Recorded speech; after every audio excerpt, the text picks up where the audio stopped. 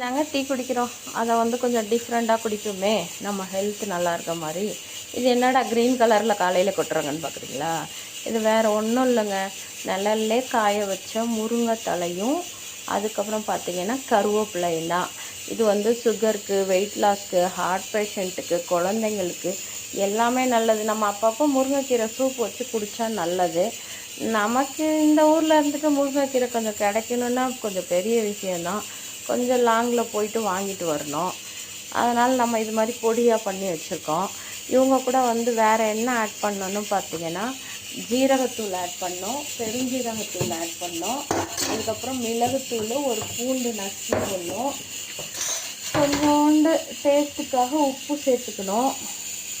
இது வந்து டெய்லி குடிச்சிட்டு இருந்தீங்கன்னா உங்களுக்கு வந்து மிக சூப்பராகவும் சுவையாகவும் இருக்கும். நீங்களும் ட்ரை பண்ணி பார்த்துட்டு எப்படி இருந்ததுன்னு சொல்லுங்கள். ஆனால் கொஞ்சம் ஒரு மாதிரி டேஸ்ட்டு கம்மியாக தான் இருக்கும். டேஸ்ட்டெல்லாம் பார்க்காதீங்க, நம்ம ஹெல்த்து தானே முக்கியம். அதனால் டேஸ்ட்டு கொஞ்சம் அப்படி இப்படி தான் இருக்கும். ஆனால் இது மாதிரி வீக்லி 2 days குடிங்க. ஓகே, பாய்.